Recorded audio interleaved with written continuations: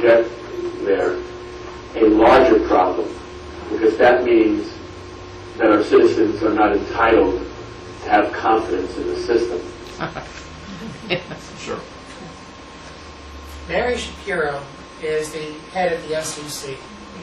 Mary Shapiro has put in a lot of changes to hopefully ensure that the SEC can actually competently do its job.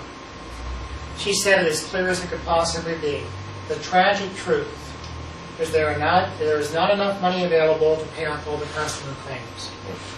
In my opinion, that is the reason why CIPIC has come up with this novel idea of net equity. It is the reason they are not honoring those statements of 11/30/08. It is the reason why the trustee is not believing anything other than looking through Madoff's records and taking years to make these payments. It is the reason, because the money isn't there. And they have increased assessments to be paying brokerage accounts to ensure that they can rebuild this fund.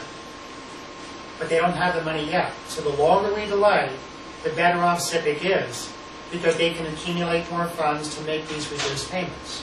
But $1 trillion worth of liability with $1.5 billion sitting in the bank, $726 million being paid out so far, and potential liability for the rest. Now, here's an interesting thing before I take these questions. An interesting thing is this. You've seen the numbers for Wall Street bonuses. Wall Street runs. They run on the idea of massive trading volume and little bits of fraud that occur every single minute of every single day that I'm going to talk about later. Their bonuses are high enough that they could just pay the $5.5 billion out, have CIPIC pay everybody off, shut us all up, so I'm not doing things like this, and we're not lobbying Congress, not talking to the press, and sweep this whole thing under the rug and simply make their money back next year. $5.5 billion. It's not that much money with the kind of profits that Wall Street generates. And this is generating a firestorm, because as people hear these tapes, CIPIC insurance isn't worth what you think it is. And in a big case, the money isn't there, and they will do everything they can to deny payments. Remember who Irving Picard works for. He works for CIPIC. He works for CIPIC. He doesn't work for the investors. He is not hired by the investors. He is hired by CIPIC to distribute funds. Yeah. CIPIC doesn't have the money.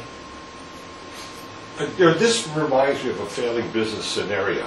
General Motors was in this thing where the suits understood that General Motors was headed for bankruptcy, but each year that went by, the suits still got their 7-digit payout. The issue is forcing CIPIC into bankruptcy. And you're just simply saying, hey, $1 trillion of liability, this kind of cash flow, it won't hold up. Bankruptcy judge, take control of this thing, because these people who are running this thing are going to continue to screw us. Now, has anybody tried to force these guys into bankruptcy? It's just not that easy. Every time we take one step forward, you've got to be a guy on both sides that you're hitting with a baseball bat trying to force you back. I understand that. And what happens, of course, are there lawyers that feed on this stuff because it's such a big pie. Sure. And, these are our gladiators. The thing that I understand is Colson had on his wall is when you have them by their hearts and minds follow. Now, these boys here are not going to step aside until you got them, and until you got them cold, until they're looking right at the edge of bankruptcy, and then they'll come up with all the money they need to come up with to prevent this thing from going down the rabbit hole. We're not there, and I don't think we ever will be. Yeah.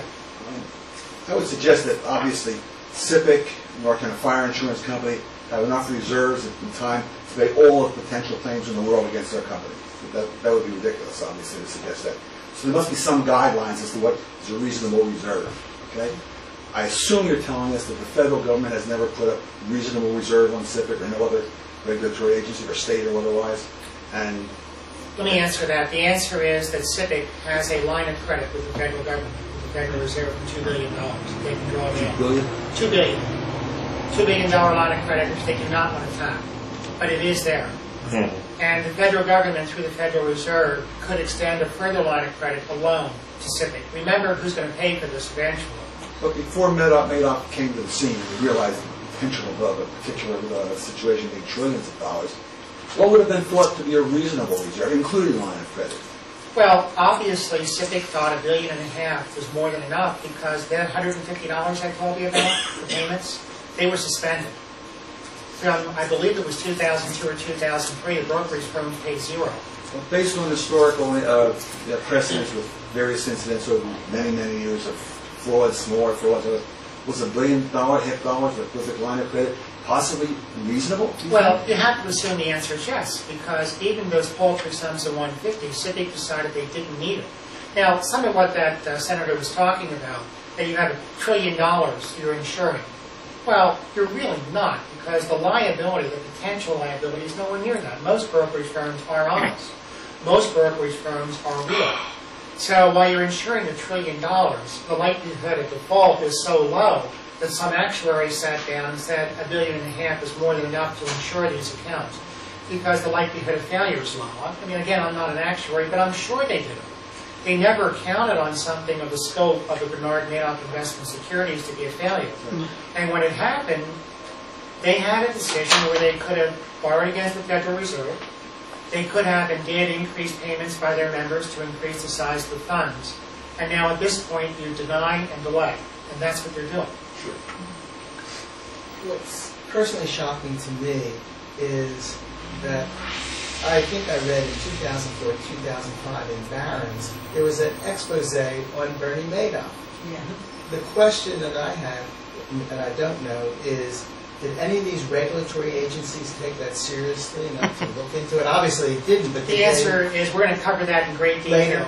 Okay. Yeah. The woman who wrote that article in Barron's, Erin Evelyn, is likely going to come into this class and talk to you guys. Hey. Really? Yeah. Well, that's great. And by the way, I got a fairly high confidence that our new guy, Fitzpatrick's coming in too. Because I talked to him and I basically said, you know, we have Kathy Watson who is committed to coming out, and you know, I can probably give Patrick Murphy a call who would like to run again and have him come in. And you know, I want to talk to you before you show up. So I got a commitment from his scheduler that he'll likely be in to talk to us also. That's great. Yeah. Court. He has a big financial job in Congress. Right. I mean, Fitzpatrick. Yes, he does. Why do you think I'm targeting him? I know. He's the vice chairman of the House Financial Services Committee. I want him in here, and when he comes in, I'm going to lock the door. He's not going to get out. Not until I get a chance to go. Most congressmen don't know this stuff. They don't. We've been to hearings. And you cannot believe some of the stuff that these congressmen don't understand. They don't get it. This, by the way, is one of the investors. She's also an attorney. And it's funny to hear what she says about it. Okay.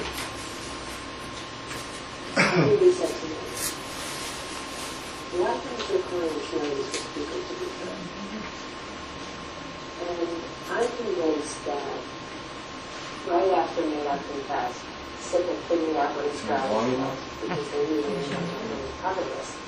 And there was a history of people in Congress writing to the SEC and SIPC saying that SIPC was going through the funding, they won't be able to handle unusual information, something has to be done about it. And Wall Street never wanted to do anything about it, because it was getting a product which was enabling them to generate billions of dollars in profits, and they weren't paying for it. Product being, you are insured when indeed, you You are not. were insured, sucker, come in and give us your money, and we'll take care of it for you up to $500,000. And then they weren't paying for the insurance, and then the insurance wasn't there. In fact, if I'm Merrill Lynch, what do I pay a year for, how does it work? $150 a year. For the entire brokerage or for each client? $150 a year. For 19 years, Goldman Sachs, Merrill Lynch, solemnly stipulated $150 per year for the tens of thousands of accounts that they have, up to $500,000. Now, was that too good to be true? Do you think anyone on Wall Street thought maybe we should be paying a little bit more if we're supposed to be funding insurance? Are you telling me that, because I need to look at this, are you telling me that right now, that it's 150, for every brokerage in operation right now in the United States, No, they for take, the past 19 years, that's what it was. and then, It was changed April 1st, 2009 to 1/4 of 1% of operating revenues after the fact. after the fact. After 19 years, with repeated warnings from the General Accounting Office, from Jaworski, from different people in Congress, you're underfunded, you must address this, you won't be able to handle it. There, that's a DIC Tier 1 capital problem. They'd be shut down. Absolutely. It would be insulting. Absolutely. So there was a continuing fraud perpetrated on the American public. So when critics, and I hear it all the time, all these investors, it's too good to be true, what you're saying is, excuse me, Wall Street. Exactly. Exactly. You say it's a sham because, for a couple of reasons. One, they're changing the rules mid-game. Because the law says you can't change the definition of net equity when in fact they won't. Right. In order to include it, you know what the best analogy is? Let's say you have a house and you pay for homeowner's insurance on a replacement basis. So your house is worth $2 million and you're paying insurance for replacement basis insurance. And then you have a total loss. You go to the insurance company and they say, we're not paying $2 million because you bought that house in 1953 for $75,000 and that's all we're paying you. That's exactly what Irving Picard has done. He advertised, Civic advertised, you have replacement insurance up to $500,000, and then all of a sudden, after the loss, they say, oh no, it's not replacement insurance. It's only your net investment, going back generations. One of the key issues that the courts will ultimately decide is net equity on day one when you go in, or is it on the last day when it happens?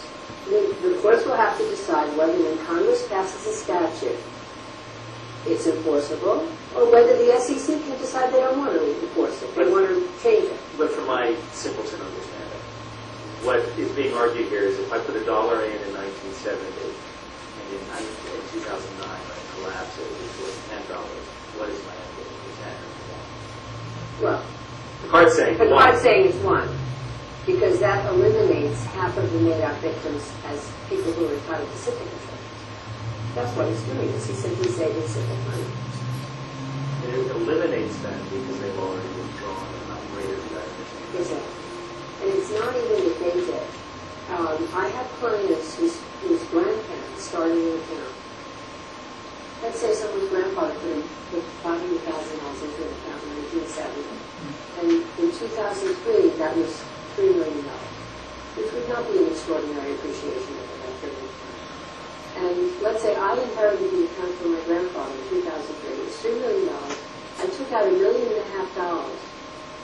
to pay the estate taxes. And then from 2003 to 2008, the account went back up from $1.5 million to $2 million. I lose my $2 million. I have no civic insurance. Because you withdrew the 1.5. Exactly. And Picard's going to come after you. And Picard says to me, pay back $1 million because you have a negative net equity of $1 million.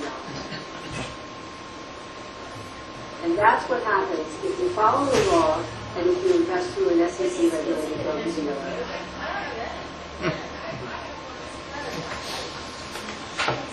The one thing she didn't say there, by the way, is that money that was paid to the federal government for estate taxes, you can't get it back. So your account's gone, your civic insurance is gone, you're being sued, and the federal government is sitting there with potentially $1 million in estate taxes that were paid that are non-recoverable. Does SIPC have the right, based on its agreement with its members, or they increase the annual fee to 0.25% now? They have the right for any deficit to go to assess their numbers, you know, all these brokerage firms? I don't know. I assume they can do what they choose because it's funded by the brokerage industry. That's sort of my point about this is raising a firestorm. When people learn about what happened, if people really understand what happened here, really understand it, the world's going to change. The brokerage industry is going to change. The SEC is going to have to step up and really do their job properly, and people's confidence in the system should collapse. It should. They should have just paid it. Let's add to my list of players. Yeah. We had Madoff. I now consider the SEC to be part of the Axis powers. So is SIPC, okay, because they hired Picard, and Picard is doing their bidding because SIPC pays them. FINRA, okay, who is absolving themselves of any responsibility, even though they are the independent regulator.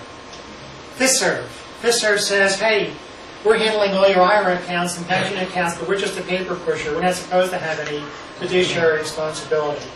And the IRS, for allowing Madoff to handle $5 billion worth of IRA money by having forms that in some cases were incorrectly filled out or downright blank, and he took the money anyway. What should you expect from Civic? What is insurance? Helen Chapman talked about the idea, which is exactly the point you made about a house that appreciated in value, and you're not entitled to any of that value. Is the SEC really capable of protecting the investing public? Certainly. Remember, they've been around for a long time. 1934, they should have this down pretty well. The thing my mom found for you last week is the SEC is a stepping stone from college to the SEC to the industry. You learn how it's done, you go to the SEC and get your credentials, and then you go to the industry and make real money, and by the time you get into the industry, you know that the people in the SEC are generally new, poorly trained, poorly motivated, poorly paid, negligent, and incompetent, and you pull it over their head. What role does government have to honor its obligations to investors when the watchdog agencies are both incompetent and negligent and things go wrong, which is just what happened here.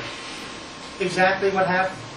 If the SEC does their job, this is over in 1992, and it's about $400 million, maybe less than that. Well, the damage done to Madoff is $1 million. What's the real damage to the individual investor's confidence in this market? And I'll tell you, I don't have any at all. I'm not sure I believe anything I'm being told. And if you read Harry Markopoulos's book, which I've done, and you talk to some people who trade in the industry, these little indiscretions, these little games that these people play, the traders play by delaying some of the